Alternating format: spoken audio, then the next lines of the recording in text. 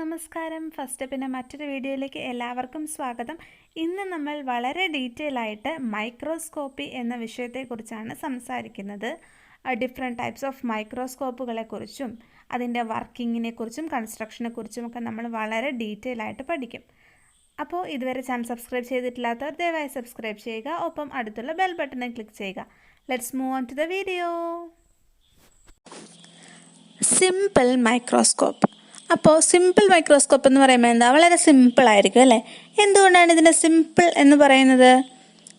In a simple light microscope a single light path passes through the object to be viewed and a single lens increases the visibility of object by some amount. അപ്പോൾ എന്താ, ഒരു single beam of light ആയിരിക്കും. ഇത് ആ ഒബ്ജക്റ്റിൽ കൂടെ pass ചെയ്തിട്ട് എന്താ, പിന്നെ ഒരു സിംഗിൾ ലെൻസിൽ കൂടെയാണ് പോകുന്നത്. ഒരൊറ്റ ലെൻസേ കാണുള്ളൂ. അങ്ങനെ അത് ആ ലൈറ്റ് റേ പാസ് ചെയ്ത് കഴിയുമ്പോൾ നമുക്കതിനെ കുറച്ച് വലിയ രൂപത്തിൽ കാണാൻ പറ്റും. ഭയങ്കര സൊഫിസ്റ്റിക്കേറ്റഡ്, ഇപ്പോൾ നമ്മൾ കാണുന്ന പോലെ അത്ര ക്ലിയർ കട്ടായിട്ട് അല്ലെങ്കിൽ അത്രയും സൂക്ഷ്മമായ ജീവികളെ വലുതാക്കി കാണാനൊന്നും പറ്റത്തില്ല. എന്നാലും ഒരൊറ്റ ലെൻസ് ഉപയോഗിച്ചുള്ളൂ. അതാണ് ഇതിൻ്റെ പ്രത്യേകത. ആ ഒറ്റ ലെൻസ് ഈ സിംഗിൾ ബീം ഓഫ് ലൈറ്റിനെ പാസ് ചെയ്തിട്ട് ഒബ്ജക്റ്റിൽ കൂടെ പാസ് ചെയ്യുന്നു, ലെൻസിൽ കൂടെ പാസ് ചെയ്യുന്നു. നമുക്കൊരു കുറച്ച് മാഗ്നിഫൈഡ് ആയിട്ടുള്ളൊരു ഇമേജ് കിട്ടുന്നു, കുറച്ച് വലിയ രീതിക്കുള്ളൊരു ഇമേജ് കിട്ടുന്നു. അത്രേ ഉള്ളൂ. അതാണ് simple microscope. These microscopes lacks the condensing lens which is used to focus and intensify light for achieving better image clarity in compound microscopes. അപ്പോൾ കോമ്പൗണ്ട് മൈക്രോസ്കോപ്പിനൊരു സാധനമുണ്ട്, കണ്ടൻസിങ് ലെൻസ്. ഈ കണ്ടൻസിങ് ലെൻസ് എന്ത് ചെയ്യും? ഈ വരുന്ന ലൈറ്റിനെ ഫോക്കസ് ചെയ്തിട്ട് ആ ഒരു വരുന്ന ലൈറ്റിനെ ഇൻറ്റൻസിഫൈ ചെയ്യും. അപ്പോൾ അങ്ങനെ ആ ലൈറ്റിനെ ഭയങ്കര ഇതായിട്ട് കാണിക്കുമ്പോൾ എന്ത് സംഭവിക്കും? നമുക്ക് നല്ല ക്ലിയർ ആയിട്ടുള്ള, വളരെ അടിപൊളിയായിട്ട് നല്ല ക്ലിയർ ആയിട്ട് കാണാൻ പറ്റും. അപ്പോൾ ആ അത്രയും ചെറിയ ജീവികളെ എത്രത്തോളം വലുതാക്കി കാണാം, അങ്ങനെ കാണാൻ പറ്റും നമ്മുടെ കണ്ടൻസിങ് ലെൻസ് ഉണ്ടെങ്കിൽ. ഇവർ ആ ലൈറ്റിനെ ഇൻറ്റൻസിഫൈ ചെയ്യുന്നു. എങ്ങനെ? അതിനെ ഫോക്കസ് ചെയ്തിട്ട് ഇൻറ്റൻസിഫൈ ചെയ്യുന്നു. അതാണ് ഈ കണ്ടൻസിങ് ലെൻസ്. ഇത് കോമ്പൗണ്ട് മൈക്രോസ്കോപ്പിനാണ് ഉള്ളത്. ഇത് നമ്മുടെ സിമ്പിൾ മൈക്രോസ്കോപ്പിനില്ല. അപ്പോൾ സിമ്പിൾ മൈക്രോസ്കോപ്പ് എന്ന് പറയുമ്പോൾ രണ്ട് കാര്യങ്ങൾ ഓർക്കണം. ഒരു സിംഗിൾ ബീം ഓഫ് ലൈറ്റ് ആണ് പാസ് ചെയ്യുന്നത് ഒബ്ജക്റ്റിൽ കൂടെ. ഏതുവഴി? ഒരൊറ്റ സിംഗിൾ ലെൻസേ ഉണ്ടാകുള്ളൂ. എന്നിട്ട് ചെറിയ ഒരു മാഗ്നിഫൈഡ് ഇമേജ് നമുക്ക് കിട്ടും, അതായത് കുറച്ച് വലിയ ഇമേജ് കിട്ടും. പിന്നെ ഇവർക്ക് കണ്ടൻസിങ് ലെൻസ് ഇല്ല. കോമ്പൗണ്ട് മൈക്രോസ്കോപ്പിനുണ്ട്, പക്ഷെ സിമ്പിൾ മൈക്രോസ്കോപ്പിന് കണ്ടൻസിങ് ലെൻസ് ഇല്ല. ഇനി സിമ്പിൾ മൈക്രോസ്കോപ്പിന് എക്സാമ്പിൾസ് നോക്കാം. മാഗ്നിഫയിങ് ലെൻസസ്, ലൂപ്സ്, അതുപോലെ എന്താണ് സിമ്പിൾ ഡിസെക്ഷൻ മൈക്രോസ്കോപ്പ്. അതായത് ഇപ്പം നമ്മുടെ കൈനോട്ടക്കാരുടെയൊക്കെ കയ്യിലിരിക്കുന്ന ഒരു ഭൂതക്കണ്ണാടി പോലത്തെ സംഭവമല്ലേ അത്, അല്ലെങ്കിൽ ഈ നമ്മുടെ വാച്ച് നന്നാക്കുന്ന കടകളിലൊക്കെ പണ്ടുണ്ടായിരുന്നു ഇങ്ങനെ ഒരു കുഞ്ഞു സംഭവം. അതിൽ കൂടെ നോക്കുമ്പോൾ കുറച്ച് വലിയ ഇതായിട്ട് കാണാൻ പറ്റും. അപ്പം അങ്ങനത്തെ സാധനങ്ങൾ, അല്ലെങ്കിൽ സിമ്പിൾ ഡിസെക്ഷൻ മൈക്രോസ്കോപ്പ്, നമ്മൾ ലീഫിൻ്റെയും ഒക്കെ സെക്ഷൻ എടുത്തിട്ട് നമ്മൾ ആ ഡിസെക്ഷൻ മൈക്രോസ്കോപ്പിൽ കൂടെ നോക്കത്തില്ലേ, അങ്ങനത്തെ ഒരു ഒരു കുറച്ച് വലിയ വട്ടത്തിലുള്ള ഒരു ലെൻസാണ് അതിനുള്ളത്. അപ്പോൾ ജസ്റ്റ് ഒന്ന് ഗൂഗിളിൽ സെർച്ച് ചെയ്താൽ ഡിസെക്ഷൻ മൈക്രോസ്കോപ്പ് കാണാൻ പറ്റും. അപ്പം അങ്ങനെയുള്ളതിനൊക്കെ കുറച്ച് വലിയ രൂപത്തിൽ കാണാൻ വേണ്ടിയിട്ട്, ഭയങ്കര സൊഫിസ്റ്റിക്കേറ്റഡ് അല്ല, ഒരു ചെറിയ സാധനത്തിന് ഇത്തിരിയുടെ വലിയ രീതിക്ക് കാണാൻ പറ്റുന്ന രീതിക്ക്, അതാണ് simple microscope. Compound microscope. In compound microscope, a single light path passes through the object and a series of lenses in a line, each magnifying the image of the previous one. അപ്പം നമ്മൾ പറഞ്ഞു simple മൈക്രോസ്കോപ്പിന് ഒരൊറ്റ ലെൻസേ ഉള്ളൂ എന്ന്. Compound മൈക്രോസ്കോപ്പിന് എങ്ങനെയാണ്? Series of lenses ഉണ്ടാവും. അപ്പോൾ മറ്റതിൻ്റെ പോലെ തന്നെ ഒരു സിംഗിൾ ബീം ഓഫ് ലൈറ്റ് വരുന്നു, ഒബ്ജക്റ്റ് കൂടെ പാസ് ചെയ്യുന്നു, ഇങ്ങനെ ഒരു സീരീസ് ഓഫ് ലെൻസ് ഇരിക്കുകയാണല്ലോ. അപ്പം അത് ഓരോ മൈക്രോസ്കോപ്പിനും വ്യത്യാസം ഉണ്ടാവും. എന്നാലും ആദ്യത്തെ ലെൻസിൽ കൂടെ പാസ് ചെയ്യുന്നു, ഒരു മാഗ്നിഫൈഡ് ഇമേജ് കിട്ടുന്നു. അടുത്ത ലെൻസിൽ കൂടെ പാസ് ചെയ്യുന്നു. അപ്പം എന്താ സംഭവിക്കുന്നത്? ഈ ആദ്യം കിട്ടിയ വലിയ ഇമേജ് ഉണ്ടല്ലോ, ആ വലിയ ഇമേജിന് ആണ് കുറച്ചുകൂടെ വലുതാക്കുന്നത്. അങ്ങനെ ഓരോ ലെൻസിൽ കൂടെ പാസ് ചെയ്യുമ്പോഴും കുറച്ചുകൂടെ വലിയ വലിയ ഇമേജ് ആയിട്ട് മാറുന്നു. അങ്ങനെ അവസാനം നമുക്കൊരു ഫൈനൽ പ്രൊഡക്റ്റ്, നമ്മൾ കാണുന്ന ഒരു ഇമേജ് ഉണ്ടല്ലോ, അതെന്ന് പറയുന്നത് ഭയങ്കര വലിയൊരു ഇമേജ് ആയിരിക്കും. അപ്പോൾ ഒരു സീരീസ് ഓഫ് ലെൻസ് ഉണ്ട്. ഓരോന്നിൽ കൂടെ പാസ് ചെയ്യുമ്പോഴും ഈ ഒരു ഇമേജിൻ്റെ സൈസ് കൂടിക്കൊണ്ടേയിരിക്കും, മാഗ്നിഫിക്കേഷൻ കൂടുന്നു. അത്രേ ഉള്ളൂ സംഭവം. ഇനി the magnifying power of the compound microscope is a function of magnifying power of the objective lens and the eyepiece. അപ്പോൾ ഒബ്ജക്റ്റീവ് ലെൻസും ഐ പീസും അതിൻ്റെ രണ്ടിൻ്റെയും മാഗ്നിഫയിങ് പവർ ചേർന്നതാണ് ആ കോമ്പൗണ്ട് മൈക്രോസ്കോപ്പിൻ്റെ യഥാർത്ഥ മാഗ്നിഫയിങ് പവർ. അപ്പോൾ ഐ പീസ് എന്ന് പറഞ്ഞാൽ നമ്മൾ നോക്കുന്ന ആ മുകളിലത്തെ ലെൻസ് ഉണ്ടല്ലോ, അതാണ് ഐ പീസ്. ഇനി ഈ ഒബ്ജക്റ്റീവ് ലെൻസ് എന്ന് പറഞ്ഞാൽ എന്താണ്? അത് നമ്മുടെ താഴെ ആ സ്പെസിമെൻ്റെ ക്ലോസ് ആയിട്ടിരിക്കുന്ന ആ ഒരു ലെൻസാണ് ഒബ്ജക്റ്റീവ് ലെൻസ്. അപ്പോൾ ഇതിൻ്റെ രണ്ടിൻ്റെയും മാഗ്നിഫയിങ് പവർ ചേർന്നതാണ് ആ കോമ്പൗണ്ട് മൈക്രോസ്കോപ്പിൻ്റെ total magnifying power. Components of compound microscope. അപ്പോൾ നമുക്ക് കോമ്പൗണ്ട് മൈക്രോസ്കോപ്പിൻ്റെ ഭാഗങ്ങളൊക്കെ ഏതൊക്കെയാണ്, അല്ലെങ്കിൽ അതിനാവശ്യമായ കാര്യങ്ങൾ എന്തൊക്കെയാണെന്ന് നോക്കാം. സൈഡിൽ തന്നെ ഇമേജ് ഉണ്ട്, അതിനകത്ത് എല്ലാം ലേബൽ ചെയ്തിട്ടുണ്ട്. അപ്പം നമുക്കത് നോക്കിയിട്ടൊന്ന് മനസ്സിലാക്കാം. ആദ്യം വേണ്ട എന്താണ്? ഒരു ലൈറ്റ് സോഴ്സ് വേണം അല്ലേ? എന്തിനാണ് ഈ light source? To provide illumination to the specimen. അപ്പോൾ ഒരു ലൈറ്റ് സോഴ്സ് വേണം. നമ്മൾ പറഞ്ഞു ഒരു സിംഗിൾ ബീം ഓഫ് ലൈറ്റ് വന്നിട്ടാണ് ഒബ്ജക്റ്റിൽ വീണ് ലെൻസിൽ കൂടെ പാസ് ചെയ്തിട്ട് നമുക്ക് കാണാൻ പറ്റുന്നതെന്ന് പറഞ്ഞു. അപ്പോൾ ആദ്യത്തെ സംഭവം എന്താണ്? ഒരു ലൈറ്റ് സോഴ്സ് വേണം. പിന്നെന്താ വേണ്ടത്? The substage condenser. ഈ സബ്സ്റ്റേജ് കണ്ടൻസറിൻ്റെ പ്രയോജനം എന്താണ്? to gather the diffuse light rays from the source and illuminate the specimen with a small cone of light with sufficient intensity. അപ്പോൾ വരുന്ന ലൈറ്റൊക്കെ ഉണ്ടല്ലോ, ഈ ഒരു ലൈറ്റിനെ എല്ലാത്തിനെയും കൂടെ ഗ്യാദർ ചെയ്തിട്ട്, അതായത് ഇങ്ങനെ ഡിഫ്യൂസ് ആയിട്ടായിരിക്കുമല്ലോ ഈ ലൈറ്റ് റേസ് വരുന്നത്, അതിനെ ഗ്യാദർ ചെയ്ത് ആ ഒരു ലൈറ്റിനെ ഇൻറ്റൻസിഫൈ ചെയ്യാൻ വേണ്ടിയിട്ട്, അതായത് ഇതിനെല്ലാം കൂടെ ചേർത്ത് ആ ഒരു ഫോക്കസ് ചെയ്തെടുത്തിട്ട് എന്താകും? ഒരു സ്മോൾ കോൺ ഓഫ് ലൈറ്റ് ആയിട്ട്, അത് ഡയറക്റ്റ് അത് വരാനുള്ള അങ്ങനെ ഡിഫ്യൂസ് ആയിട്ട് വരുന്നതിന് എല്ലാത്തിനെയും കൂടെ ചേർത്ത് കൊണ്ടുവന്നിട്ട് എന്ത് ചെയ്യും? ഇത് ഒരു സഫിഷ്യൻറ്റ് ഇൻറ്റൻസിറ്റിയിൽ ഈ ലൈറ്റ് പോയി സ്പെസിമെനിൽ വീഴണം. അപ്പോൾ ഇങ്ങനെ ഡിഫ്യൂസ് ആയിട്ട് വരുന്നതിന് എല്ലാത്തിനെയും കൂടെ ചേർത്ത് ഒരു സിംഗിൾ കോൺ ഓഫ് ലൈറ്റ് ആക്കി സ്പെസിമെനിൽ വന്ന് വീഴ്ത്തുക. ഇതാണ് നമ്മുടെ കണ്ടൻസറിൻ്റെ പരിപാടി. അതിനെ ഇൻറ്റൻസിഫൈ ചെയ്യുക, ശരിക്കും ആ ഒരു ലൈറ്റിൻ്റെ ഇൻറ്റൻസിറ്റി കൂട്ടുക, അത്രേ ഉള്ളൂ കാര്യം. അടുത്തത് ഐറിസ് ഡയഫ്രം. ഐറിസ് ഡയഫ്രത്തിൻ്റെ ഉപയോഗം എന്താണ്? To regulate the intensity of incoming light. അത് തന്നെ, ലൈറ്റിൻ്റെ ഇൻറ്റൻസിറ്റി കൂട്ടുക. ഈ ഇൻറ്റൻസിറ്റി കൂട്ടിയാലേ നമുക്ക് നല്ല ഇമേജ് കിട്ടത്തുള്ളൂ. അതിനാണ് നമ്മുടെ കണ്ടൻസർ ഇതിനെയൊക്കെ ഗ്യാദർ ചെയ്ത് ഫോക്കസ് ചെയ്ത് ഇൻറ്റൻസിറ്റി കൂട്ടുന്നു. ഐറിസ് ഡയഫ്രം എന്ത് ചെയ്യുന്നു? ആ ഒരു ഇൻറ്റൻസിറ്റീനെ റെഗുലേറ്റ് ചെയ്യാൻ സഹായിക്കുന്നു. പിന്നെ ഫൈൻ ആൻഡ് കോഴ്സ് അഡ്ജസ്റ്റ്മെൻറ്റ് നോബ്സ് ഉണ്ട്.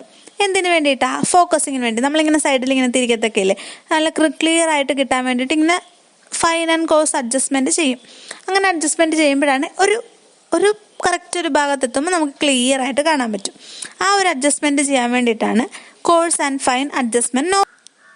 അപ്പം നമ്മൾ പറഞ്ഞു കോമ്പൗണ്ട് മൈക്രോസ്കോപ്പ് എന്ന് പറയുമ്പോൾ അതിനൊരു സീരീസ് ഓഫ് ലെൻസസ് ഉണ്ടാവുന്നു. ജസ്റ്റ് നമ്മളൊരു ജനറൽ ആയിട്ട് പറയുകയാണെങ്കിൽ ഈ കോമ്പൗണ്ട് മൈക്രോസ്കോപ്പിന് ഒരു ഒബ്ജക്റ്റീവ് ലെൻസും ഒരു ഐ പീസും ഉണ്ടായിരിക്കും. ഈ ഒബ്ജക്റ്റീവ് ലെൻസ് എന്താണ്? നമ്മുടെ ഒബ്ജക്റ്റിനോട് ചേർന്നിരിക്കുന്ന അല്ലെങ്കിൽ അതിൻ്റെ അടുത്തുള്ള ലെൻസിനെയാണ് ഒബ്ജക്റ്റീവ് ലെൻസ് എന്ന് പറയുന്നത്. സിമ്പിളായിട്ട് പറയുകയാണെങ്കിൽ, അതായത് നമ്മൾ ഒരു സ്പെസിമെൻ വെച്ചു അല്ലെങ്കിൽ ഒരു സാമ്പിൾ വെച്ചു, ഒരു സ്ലൈഡിൽ നമ്മൾ പ്രിപ്പയർ ചെയ്തിട്ട് വെച്ചു എന്ന് വെച്ചോ. അപ്പോൾ അതിനോട് ചേർന്നിരിക്കുന്ന ഒരു ലെൻസില്ലേ, അതാണ് ഈ objective lens. It is found at the lower end of the body tube which can be brought very close to the object or specimen being viewed. അപ്പോൾ ആ ഒരു സ്പെസിമെൻ്റെ അടുത്തേക്ക് നീക്കാനൊക്കെ പറ്റും ഇതിന്. നമ്മൾ യൂഷ്വലി മൈക്രോസ്കോപ്പി ഉപയോഗിക്കുമ്പോൾ ചെയ്യില്ലേ, അതാണ് ഒബ്ജക്റ്റീവ് ലെൻസ്. ഇനി ഇതെന്താണ് ഇതിൻ്റെ പ്രയോജനം? The light rays from the object are brought to focus by the objective lens to form a real enlarged and inverted image. അപ്പോൾ എന്താ? ഈ ലൈറ്റ് റേസ് വരുന്നു, ഇതിനെ നമ്മുടെ ഒബ്ജക്റ്റീവ് ലെൻസ് ഫോക്കസ് ചെയ്ത് നമ്മുടെ ഒബ്ജക്റ്റിൽ കൊണ്ട് വീഴ്ത്തുന്നു. അങ്ങനെ ഈ ലൈറ്റ് റേസ് ഒബ്ജക്റ്റിൽ വീഴുമ്പോൾ എങ്ങനെയാണ് ഈ ഒബ്ജക്റ്റീവ് ലെൻസ് വഴിയാണ് പാസ് ചെയ്യുന്നത്. ഒബ്ജക്റ്റീവ് ലെൻസ് ഫോക്കസ് ചെയ്തിട്ടാണ് നമ്മുടെ ഈ ലൈറ്റ് റേസ് നേരെ പോയി ഒബ്ജക്റ്റീവ് വീഴുന്നത്. അങ്ങനെ പോയി വീഴുമ്പോൾ കിട്ടുന്ന ഇമേജ് ആണ് real enlarged and inverted image. Okay, അപ്പോൾ ഒബ്ജക്റ്റീവ് ലെൻസ് എന്ന് പറയുമ്പോൾ തന്നെ ഓർമ്മ വേണം, നമ്മുടെ ഒബ്ജക്റ്റിനോട് അല്ലെങ്കിൽ സ്പെസിമെനോട് അടുത്തിരിക്കുന്നതാണ്. അതിനടുത്തേക്ക് മൂവ് ചെയ്യാൻ പറ്റുന്ന രീതിക്ക് താഴെ ഭാഗത്ത് കാണുന്നതാണ് ഒബ്ജക്റ്റീവ് ലെൻസ്. ഇത് ലൈറ്റ് റേസിനെ ഫോക്കസ് ചെയ്ത് ഒബ്ജക്റ്റിൽ വീഴ്ത്തിയിട്ട് ഒരു real enlarged and inverted image തരുന്നു. അടുത്തതാണ് നമ്മുടെ ഓക്കുലാർ അല്ലെങ്കിൽ ഐ പീസ്. ഐ പീസ് എന്ന് കേൾക്കുമ്പോൾ തന്നെ അറിയാം അല്ലേ, it is very close to our eyes. അതായത് ആ ഒബ്സർവ് ചെയ്യുന്ന ആളുടെ അല്ലെങ്കിൽ ആ ഒരു ഹ്യൂമൻ ബീയിങ്ങിന്റെ കണ്ണിനോട് ചേർന്നിരിക്കുന്ന, നമ്മൾ അതിൽ കൂടെയാണ് നോക്കുന്നത്, ആ ഒരു ലെൻസിനെയാണ് ഐ പീസ് എന്ന് പറയുന്നത്. ഐ പീസിന്റെ മറ്റൊരു പേരെന്താണ്? Ocular lens. ഇനി the image formed by the objective lens is made to fall just inside the focal point of the eyepieces, which then uses this image as an object for the formation of an enlarged virtual image. അപ്പോൾ എന്താ, നമ്മുടെ objective lens ഒരു ഇമേജിനെ ഉണ്ടാക്കിയിട്ടുണ്ട്. എങ്ങനത്തെ image ആയിരുന്നു? Real enlarged and inverted image നമുക്ക് already കിട്ടി. ഈ ഒരു ഇമേജ് എന്ന് പറയുന്നത് നമ്മുടെ ഐ പീസിന്റെ ഫോക്കൽ പോയിന്റിനുള്ളിൽ വരണം. എന്നിട്ട് ഈ ഒരു ഇമേജ് ഉണ്ടല്ലോ, നമുക്ക് കിട്ടിയ ഇമേജ്, ഒബ്ജക്റ്റീവ് ലെൻസ് വഴി കിട്ടിയ ഇമേജ്, ആ ഇമേജ് ഇതിൻ്റെ ഒബ്ജക്റ്റായിട്ട് ആക്ട് ചെയ്യും.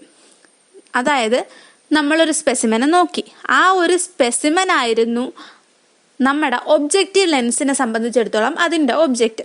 എന്നിട്ട് നമുക്കൊരു real enlarged and inverted image കിട്ടി. ഇനി ആ ഒരു ഇമേജ് ഉണ്ടല്ലോ, ആ ഇമേജിനെയാണ് ഐ പീസ് അതിൻ്റെ ഒബ്ജക്റ്റായിട്ട് കൺസിഡർ ചെയ്യുന്നത്. എന്നിട്ട് രണ്ടാമത് വേറൊരു ഇമേജ് തരും. അങ്ങനെ കിട്ടുന്ന ഇമേജ് എങ്ങനെയായിരിക്കും? ഒരു എൻലാർജ്ഡ് വിർച്വൽ ഇമേജ് ആയിരിക്കും. ഇനിയാണ് നമ്മുടെ കണ്ണിലേക്ക് ഇത് എത്തുന്നത്. അപ്പം എന്താണ്?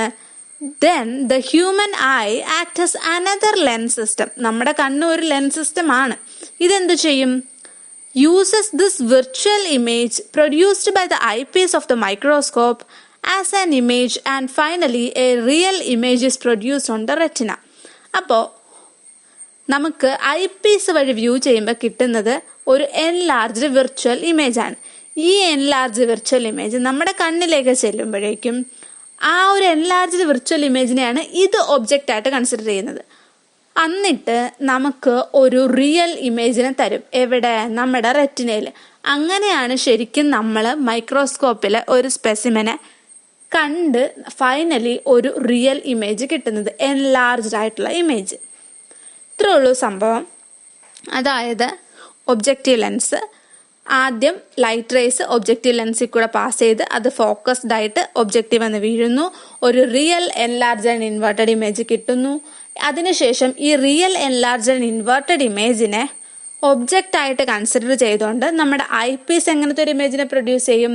എൻലാർജ്ഡ് വിർച്വൽ ഇമേജിനെ പ്രൊഡ്യൂസ് ചെയ്യും. അതിനുശേഷം നമ്മുടെ ഹ്യൂമൻ ഐ മറ്റൊരു ലെൻസ് സിസ്റ്റമായിട്ട് ആക്ട് ചെയ്യുന്നു. എന്നിട്ട് കിട്ടുന്ന ഈ ഒരു എൻലാർജ്ഡ് വിർച്വൽ ഇമേജിനെ നമ്മുടെ കണ്ണിൽ കൂടെ പാസ് ചെയ്ത് നമുക്ക് റെറ്റിനയിൽ എങ്ങനത്തെ ഇമേജ് ഫോം ചെയ്യും?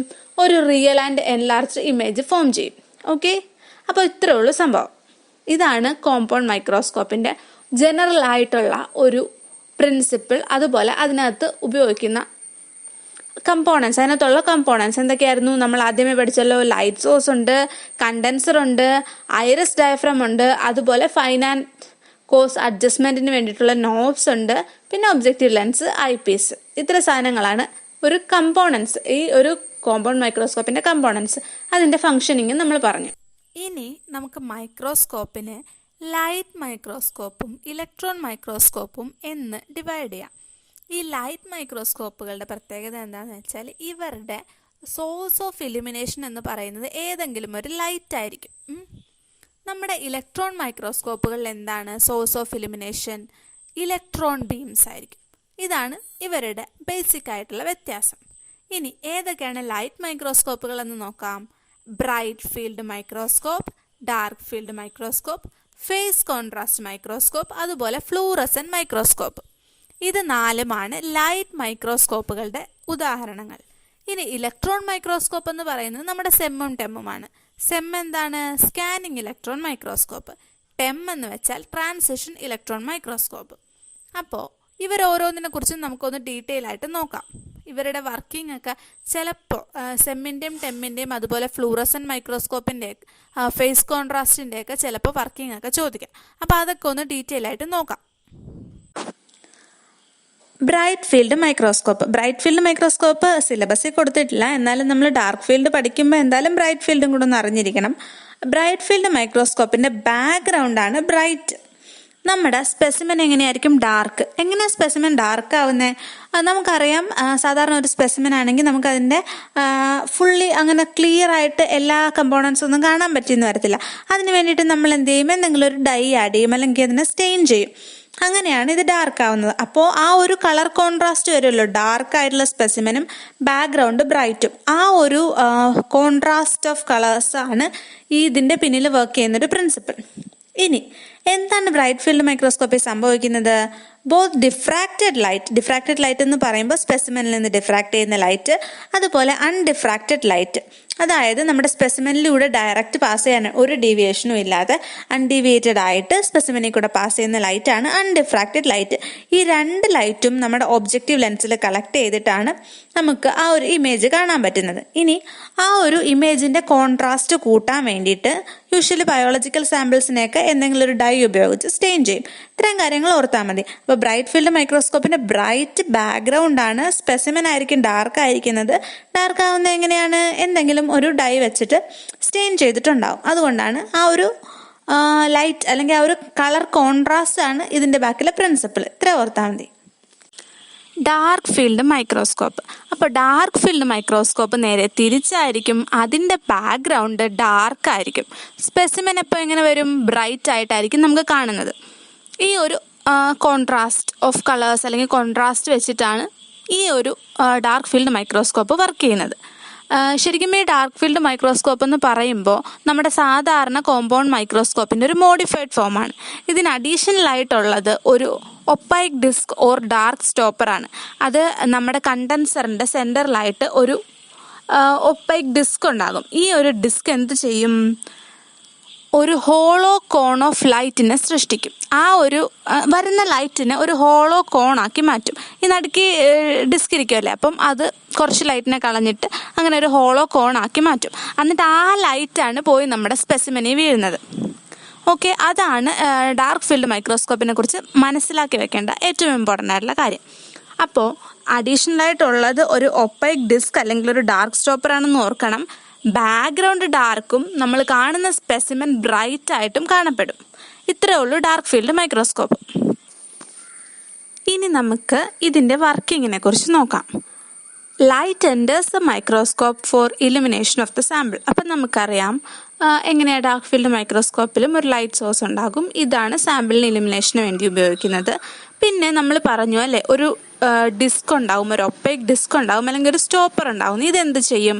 ആ ഒരു സെൻട്രൽ ബീം ഓഫ് ലൈറ്റിനെ ബ്ലോക്ക് ചെയ്തിട്ട് ആ സൈഡിലൊക്കെ കൂടെ വരുന്ന ലൈറ്റിനെ മാത്രം ഇലുമിനേഷന് വേണ്ടി ഉപയോഗിക്കും. അതായത് ഒരു ഔട്ടർ റിംഗ് ഓഫ് ഇലുമിനേഷൻ മാത്രമേ ഇത് എടുക്കത്തുള്ളൂ. ആ മിഡിലിൽ കൂടെ വരുന്ന ആ ഒരു മെയിൻ ബീം ഓഫ് ലൈറ്റിനെ എന്ത് ചെയ്യും? ബ്ലോക്ക് ചെയ്യും. ആര്? ഈ ഒപ്പൈക്ക് ഡിസ്ക് അല്ലെങ്കിൽ സ്റ്റോപ്പർ. പിന്നെയാണ് നമ്മുടെ കണ്ടൻസർ ലെൻസിലേക്ക് ഇത് കയറുന്നത്. അത് കണ്ടൻസർ ലെൻസിൻ്റെ പ്രയോജനം എന്താണ്? അത് ഫോക്കസ് ചെയ്തിട്ട് ഈ വരുന്ന ലൈറ്റ് ബീംസിനെ ഫോക്കസ് ചെയ്തിട്ട് സാമ്പിളിൽ വീഴ്ത്തും. എങ്ങനത്തെ ലൈറ്റ് ബീംസ് ആണ്? സെൻട്രൽ ബീമിനെ അല്ല, സൈഡിൽ കൂടെ വന്ന ആ ഔട്ടർ റിംഗ് ഓഫ് ഇലുമിനേഷനെയാണ് ഈ കണ്ടൻസർ ഫോക്കസ് ചെയ്ത് നേരെ കൊണ്ടുപോയി നമ്മുടെ സാമ്പിളിൽ വീഴ്ത്തുന്നത്.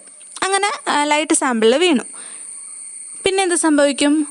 Most is directly transmitted while some is scattered from the sample. അപ്പം എന്താ, ഇങ്ങനെ സാമ്പിളിൽ വീഴുന്ന ലൈറ്റിൽ കൂടുതൽ ഭാഗവും ട്രാൻസ്മിറ്റ് ചെയ്യപ്പെടും, വളരെ കുറച്ച് ഭാഗം മാത്രമേ സ്കാറ്റർ ചെയ്യപ്പെടത്തുള്ളൂ.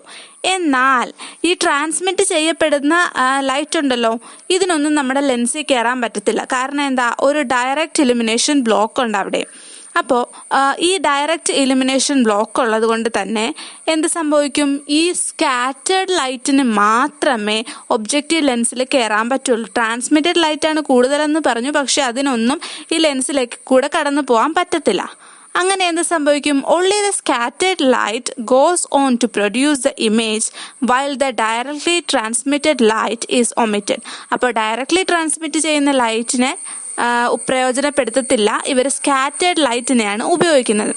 അങ്ങനെയാണ് നമുക്ക് ഡാർക്ക് ഫീൽഡ് മൈക്രോസ്കോപ്പിൽ ഇമേജ് കിട്ടുന്നത്. അപ്പോൾ ഒന്നുകൂടെ ഓർക്കുക, നമ്മുടെ ഡാർക്ക് ഫീൽഡ് മൈക്രോസ്കോപ്പിൽ ഒരു ലൈറ്റ് സോഴ്സ് ഉണ്ടാകും ഇലുമിനേഷന് വേണ്ടിയിട്ട്.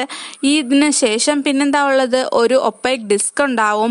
ഈ ഒപ്പൈക്ക് ഡിസ്ക് ആ ഒരു സെൻട്രൽ ബീം ഓഫ് ലൈറ്റിനെ ബ്ലോക്ക് ചെയ്തിട്ട് അതിൻ്റെ സൈഡിൽ കൂടെയൊക്കെ വരുന്ന ലൈറ്റിനെ മാത്രമേ എടുക്കത്തുള്ളൂ. അതായത് ഒരു ഔട്ടർ റിങ് ഓഫ് ഇലുമിനേഷൻ ആണ് ഇതിന് സംഭവിക്കുന്നത്. എന്നിട്ട് എന്ത് ചെയ്യും, അതിനെ കണ്ടൻസർ നേരെ ഫോക്കസ് ചെയ്ത് സാമ്പിളിൽ കൊണ്ടുവന്ന് വീഴ്ത്തുന്നു. സാമ്പിളിൽ വീഴുന്നത് കൂടുതൽ ഭാഗം ലൈറ്റ് എന്ത് ചെയ്യും, ട്രാൻസ്മിറ്റ് ചെയ്യപ്പെടും. വളരെ കുറച്ച് ഭാഗം മാത്രമേ സ്കാറ്റേർഡ് ആവത്തുള്ളൂ. എന്നാൽ ഈ ട്രാൻസ്മിറ്റ് ചെയ്യപ്പെടുന്ന ആ ഒരു ലൈറ്റ് ഈ ഒബ്ജക്റ്റീവ് ലെൻസിൽ കൂടെ കടന്നു പോകത്തില്ല. കാരണം എന്താണ്, ഒരു ഡയറക്റ്റ് ഇലുമിനേഷൻ ബ്ലോക്ക് ഉള്ളതുകൊണ്ട്. അപ്പോൾ എന്താണ്, ഈ സ്കാറ്റേർഡ് ലൈറ്റ് മാത്രമേ ഒബ്ജക്റ്റീവ് ലെൻസിൽ ചെല്ലത്തുള്ളൂ. അങ്ങനെയാണ് നമുക്ക് ഇമേജ് കിട്ടുന്നത്. ട്രാൻസ്മിറ്റഡ് ലൈറ്റ് അല്ല, സ്കാറ്റേർഡ് ലൈറ്റ് ആണ് ഉപയോഗിക്കുന്നത്. ഓക്കെ, അടുത്തതാണ് ഫേസ് കോൺട്രാസ്റ്റ് മൈക്രോസ്കോപ്പ്. വളരെ ഇമ്പോർട്ടൻ്റ് ആണ്. ചിലപ്പം വർക്കിംഗ് ഒക്കെ ചോദിക്കാൻ സാധ്യതയുള്ള ഒരു മൈക്രോസ്കോപ്പാണ് ഫേസ് കോൺട്രാസ്റ്റ് മൈക്രോസ്കോപ്പ്. ആരാണ് കണ്ടുപിടിച്ചത്? ഫ്രിൻസ് സെർണിക് ആണ് കണ്ടുപിടിച്ചത് 1938.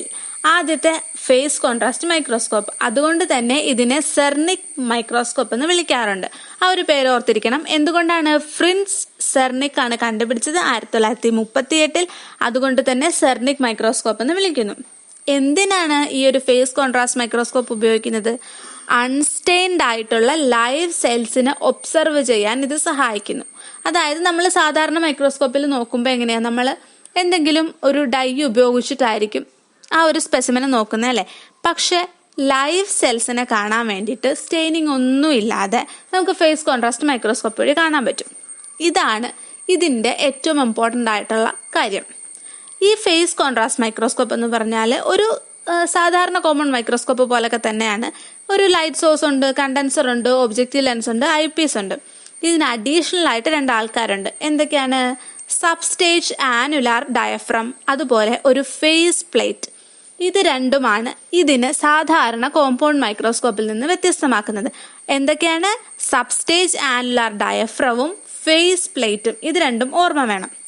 ഇനി ഇതിൻ്റെ ഒരു വർക്കിംഗ് പ്രിൻസിപ്പിൾ ഉണ്ടാവുമല്ലോ. എന്താണത്? Phase shift of light.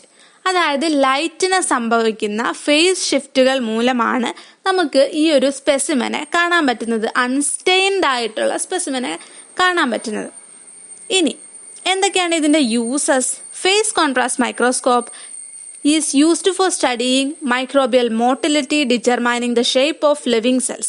അപ്പം നമ്മൾ സാധാരണ മൈക്രോസ്കോപ്പിൽ ഡെഡ് ആയിട്ടുള്ള സ്പെസിമെൻ നോക്കും, അല്ലെങ്കിൽ ലൈഫ് സെൽസ് ആണെങ്കിലും അങ്ങനെ അത്ര ഇതായിട്ട് കാണണമെന്നുണ്ടെങ്കിൽ ഏറ്റവും നല്ലത് ഫേസ് കോൺട്രാസ്റ്റ് മൈക്രോസ്കോപ്പാണ്. കാരണം സ്റ്റെയിനിങ് ഒന്നും വേണ്ട, നമുക്ക് അതിനെ ലൈവായിട്ട് തന്നെ കാണാം. അതായത് ഇപ്പം ഒരു മൈക്രോ ഓർഗാനിസത്തിൻ്റെ മൂവ്മെൻറ്റ്, അത് മൂവ് ചെയ്യുന്നതിൻ്റെ ലോക്കോമോഷൻ കാണാൻ പറ്റും. അതുപോലെ ഇപ്പം നമ്മുടെ മൈറ്റോസിസ് അങ്ങനത്തെ സംഭവങ്ങളൊക്കെ കാണാൻ പറ്റും.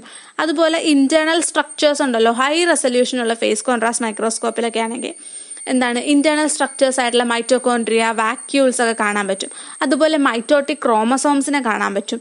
ഇതൊക്കെ ലൈവ് സെല്ലിനുള്ളിൽ തന്നെ, ആ മൈറ്റോസിസ് നടക്കുന്നത് ആ ഒരു ലൈവ് സെല്ലിനുള്ളിൽ തന്നെ നമുക്ക് കാണാൻ പറ്റും. കാരണം ഇത് സ്റ്റെയിൻഡ് അല്ല, ഈ ലൈറ്റിനുണ്ടാകുന്ന ഫേസ് ഷിഫ്റ്റിന്റെ ബേസിസിലാണ് നമ്മൾ ഇതിനെ കാണുന്നത്. ഓക്കെ, അപ്പോൾ ഇനി നമ്മൾ ഈ ഫേസ് കോൺട്രാസ്റ്റ് മൈക്രോസ്കോപ്പിന്റെ ഒരു കൺസെപ്റ്റ് ആണ് മനസ്സിലാക്കാൻ പോകുന്നത്. ഇതിൻ്റെ ഒരു ഡിസ്കവറി എന്ന് പറഞ്ഞാൽ അതുവരെയുള്ള മൈക്രോസ്കോപ്പി എന്നൊരു ഐഡിയയെ തന്നെ മാറ്റിമറിക്കുന്ന രീതിക്കുള്ള ഒരു റെവല്യൂഷണറി ഇൻവെൻഷൻ ആയിരുന്നു. കാരണം ഈ ഫേസ് കോൺട്രാസ്റ്റ് മൈക്രോസ്കോപ്പ് യൂഷ്വലി എങ്ങനത്തെ ഒബ്ജക്ട്സിനെയാണ് കാണാൻ സഹായിക്കുന്നത്? ട്രാൻസ്പാരൻ്റ് ആയിട്ടുള്ള, കളർലെസ് ആയിട്ടുള്ള, അല്ലെങ്കിൽ അൺസ്റ്റെയിൻഡ് ആയിട്ടുള്ള സ്പെസിമെൻസിനെയാണ് കാണാൻ സഹായിക്കുന്നത്. ഇങ്ങനത്തെ സ്പെസിമെൻസിന് നമ്മൾ ഫേസ് ഒബ്ജക്ട്സ് എന്ന് പറയും. അപ്പോൾ സാധാരണ നമുക്കറിയാം മൈക്രോസ്കോപ്പ് എന്നത് ഒരു ലൈറ്റ് സോഴ്സ് ഉണ്ടാവും ഇലുമിനേഷന് വേണ്ടിയിട്ട്. ആ ലൈറ്റിൻ്റെ അബ്സോർപ്ഷനെ ബേസ് ചെയ്തിട്ടാണ് നമുക്ക് ഇമേജിനെ കിട്ടുന്നത്. എന്നാൽ ഈ നമ്മൾ പറഞ്ഞ ഫേസ് ഒബ്ജക്ട്സ് ഉണ്ടല്ലോ, അതായത് ട്രാൻസ്പാരൻ്റ് ആയിട്ടുള്ള അല്ലെങ്കിൽ കളർലെസ് ആയിട്ടുള്ള അൺസ്റ്റെയിൻഡ് ആയിട്ടുള്ള ഒബ്ജക്ട്സ്, ഇവർക്ക് ലൈറ്റിനെ അബ്സോർബ് ചെയ്യാനുള്ള കഴിവില്ല. അപ്പോൾ ഈ ഒരു ഫേസ് കോൺട്രാസ്റ്റ് മൈക്രോസ്കോപ്പിൻ്റെ ഇൻവെൻഷന് മുൻപ് ഇങ്ങനെയുള്ളവയെ നമുക്ക് കാണാൻ സാധിക്കില്ലായിരുന്നു. അതുകൊണ്ട് തന്നെ ഈ ഒരു ഡിസ്കവറി ഭയങ്കര റെവല്യൂഷണറി ആയിരുന്നു. അങ്ങനെ നമ്മുടെ സെർണിക് ഫേസ് കോൺട്രാസ്റ്റ് മൈക്രോസ്കോപ്പ് കണ്ടുപിടിച്ചു. ഈ ഒരു ഒബ്ജക്ട്സ് എങ്ങനെയാണെന്ന് വെച്ചാൽ, since these observed particles are usually thin and transparent, these polar contrast provide strictly different images. അപ്പോൾ നമ്മളുടെ സ്പെസിമെൻ എന്ന് പറയുന്നത് ഭയങ്കര തിന്നായിരിക്കും, ട്രാൻസ്പാരൻ്റ് ആയിരിക്കും. അതുകൊണ്ട് തന്നെ അതിൻ്റെ പോളാർ കോൺട്രാസ്റ്റുകൾ കാരണം നമുക്ക് ഡിഫറെൻറ്റ് ഇമേജ്. അപ്പോൾ നമുക്കിനി അതിൻ്റെ കൺസ്ട്രക്ഷനും വർക്കിങ്ങും നോക്കാം. നമ്മൾ നേരത്തെ കൊടുത്തിട്ടുള്ള ഒരു ഇമേജ് ഇല്ലേ, ഫേസ് കോൺട്രാസ്റ്റ് മൈക്രോസ്കോപ്പിൻ്റെ ഒരു ഇമേജ് കൊടുത്തിട്ടുണ്ട്. അതിനകത്ത് ആ ഒരു ലൈറ്റിൻ്റെ പാത്തും ഇമേജ് കിട്ടുന്നതൊക്കെ എക്സ്പ്ലെയിൻ ചെയ്യുന്നൊരു ഇമേജ്. ആ ഇമേജ് നോക്കിയിട്ട് വേണം നമ്മൾ ഈ ഡീറ്റെയിൽസ് പഠിക്കാൻ വേണ്ടിയിട്ട്. അപ്പോൾ നമ്മൾ നേരത്തെ പറഞ്ഞായിരുന്നു ഒരു ആനുലാർ ഡയഫ്രം ഉണ്ട്. ഇത് എവിടെയാണ് സിറ്റുവേറ്റ് ചെയ്തേക്കുന്നത്? നമ്മുടെ സബ്സ്റ്റേജ് കണ്ടൻസറിൻ്റെ താഴെയായിട്ടാണ് ഈ ആനുലാർ ഡയഫ്രം ഉള്ളത്. ഈ ആനുലാർ ഡയഫ്രം എന്തിനു വേണ്ടിയിട്ട് ഉപയോഗിക്കുന്നത്? ഇത് നമ്മുടെ കണ്ടൻസറിൽ നിന്ന് വരുന്ന ലൈറ്റ് ഉണ്ടല്ലോ, അതിനൊരു ഹാലോ കോൺ ഷേപ്പ് അല്ലെങ്കിൽ ഒരു റിംഗ് ഓഫ് ലൈറ്റ് ആക്കി മാറ്റും. ആ ആനുലാർ ഡയഫ്രത്തിൽ കൂടെ പാസ് ചെയ്യുമ്പോൾ ഒരു ഹോളോ കോണിൻ്റെ ഷേപ്പിൽ ആയിരിക്കും ഈ ലൈറ്റ് വരുന്നത്. ഇനി ഒരു ഫേസ് പ്ലേറ്റ് കൂടെ ഉണ്ട്. ഫേസ് പ്ലേറ്റ് എവിടെയാണ് ഇരിക്കുന്നത്? നമ്മുടെ rear focal plane of the objective lens. Objective ലെൻസിൻ്റെ അടുത്താണ് ഉള്ളത്. അതിൽ എന്ത് ചെയ്യും? ഈ ഫേസ് റിട്ടാർഡിങ് മെറ്റീരിയൽസ് മൗണ്ട് ചെയ്തിട്ടുണ്ടാകും. അപ്പോൾ എന്താണ് അവിടെ നടക്കുന്നത്? ശരിക്കും ഒരു ലൈറ്റിൻ്റെ ഇൻ്റർഫെറൻസ് ആണ് നടക്കുന്നത്. അപ്പോൾ ഓർക്കുക, ഇതിൻ്റെ ബാക്കിൽ നടക്കുന്ന ഒരു പ്രിൻസിപ്പിൾ എന്ന് പറയുന്നത് ഇൻ്റർഫെറൻസ് ഇൻ ലൈറ്റ് പാറ്റേൺസ് ആണ്. ആ ഇൻ്റർഫെറൻസ് മൂലമാണ് ഈ ഒരു ഫേസ് കോൺട്രാസ്റ്റ് സംഭവിക്കുന്നതും അതുമൂലം നമുക്ക് ഈ ട്രാൻസ്പാരൻ്റ് ആയിട്ടുള്ള, കളർലെസ് ആയിട്ടുള്ള അല്ലെങ്കിൽ അൺസ്റ്റെയിൻഡ് ആയിട്ടുള്ള സ്പെസിമെൻ്റെ ഇമേജ് കിട്ടുന്നത്. When deviated light rays having a phase difference of lambda by 4 are passed through the phase retarding material, they experience a further phase change of lambda by 4. So the final change will be lambda by 2. അപ്പം നമുക്കറിയാം, ഒരു മീഡിയത്തിൽ നിന്ന് ഒരു മീഡിയത്തിലേക്ക് മാറുമ്പോഴത്തേക്കും എന്ത് സംഭവിക്കും? ഒരു phase difference ഉണ്ടാകും. അപ്പോൾ നമ്മുടെ വരുന്ന ഡീവിയേറ്റഡ് ലൈറ്റ് റേക്ക് ലാംഡ ബൈ 4 ഫേസ് ഡിഫറൻസ് ഉണ്ടായിരുന്നു. ഇതൊരു ഫേസ് റിട്ടാർഡിങ് മെറ്റീരിയലിൽ കൂടെ കടന്നു പോവുകയാണ്. ആ ഫേസ് റിട്ടാർഡിങ് മെറ്റീരിയൽ എവിടെയാണുള്ളത്? നമ്മുടെ ഫേസ് പ്ലേറ്റിൽ മൗണ്ട് ചെയ്തിട്ടുണ്ടെന്ന് പറഞ്ഞു. അങ്ങനെ കടന്നു പോകുമ്പോൾ വീണ്ടും ഒരു ഫേസ് ചേഞ്ച് സംഭവിക്കുന്നു. അതും ലാംഡ ബൈ 4 ആണ്. അപ്പോൾ total lambda by 4 plus lambda by 4 is equal to 2 lambda by 4. അതിനെ സിംപ്ലിഫൈ ചെയ്യുമ്പോൾ ലാംഡ ബൈ 2. അപ്പോൾ അവിടെ എന്ത് സംഭവിക്കും? ആ deviated and undeviated light rays തമ്മിൽ ഒരു completely out of phase situation ആകും. When they are recombined, a negative or destructive interference is obtained. അപ്പോൾ ഇവർ രണ്ടും കൂടെ ചേരുമ്പോൾ, അതായത് കംപ്ലീറ്റ്ലി ഔട്ട് ഓഫ് ഫേസ് ആയിട്ടുള്ള ഡീവിയേറ്റഡ് ലൈറ്റും അൺഡീവിയേറ്റഡ് ലൈറ്റും കൂടെ ചേരുമ്പോൾ എന്ത് സംഭവിക്കും? ഒരു നെഗറ്റീവ് ഡിസ്ട്രക്റ്റീവ് ഇൻ്റർഫറൻസ് ആണ് സംഭവിക്കുന്നത്. നെഗറ്റീവ് അല്ലെങ്കിൽ ഡിസ്ട്രക്റ്റീവ് ഇൻ്റർഫറൻസ്. ഇനി if the undeviated light rays are passed through the phase retarding material, the two rays will be in phase. അതായത് ഒരു അൺഡീവിയേറ്റഡ് ലൈറ്റ് റേ ആണ് ഈ ഫേസ് റിട്ടാർഡിങ് മെറ്റീരിയലിൽ കൂടെ പാസ് ചെയ്യുന്നതെങ്കിൽ എന്ത് സംഭവിക്കും? അവർ രണ്ടും ഇൻ ഫേസ് ആയിരിക്കും അല്ലേ? അതായത് ഒരു ഫേസ് ചേഞ്ച് സംഭവിക്കുന്നില്ല. അപ്പോൾ അവിടെ വരുന്നത് എന്താണ്? പോസിറ്റീവ് ഓർ കൺസ്ട്രക്റ്റീവ് ഇൻ്റർഫറൻസ് ആണ്. ഈ നെഗറ്റീവ് ഓർ ഡിസ്ട്രക്റ്റീവ് ഇൻ്റർഫറൻസ് ആണെങ്കിൽ specimen appears darker against bright background. അതായത് നെഗറ്റീവ് അല്ലെങ്കിൽ ഡിസ്ട്രക്റ്റീവ് ആണെങ്കിൽ സ്പെസിമെൻ ഡാർക്കർ ആയിരിക്കും. ഇനി പോസിറ്റീവ് അല്ലെങ്കിൽ കൺസ്ട്രക്റ്റീവ് ഇൻ്റർഫറൻസ് ആണ് നടക്കുന്നതെങ്കിൽ specimen appears bright against dark background. അപ്പോൾ ഇന്നത്തേക്ക് ഇത്രയേ ഉള്ളൂ. അടുത്ത ക്ലാസ്സിൽ നമ്മൾ ഇലക്ട്രോൺ മൈക്രോസ്കോപ്പുകളെ കുറിച്ച് ഡീറ്റെയിൽ ആയിട്ട് പഠിക്കും. Thanks for watching.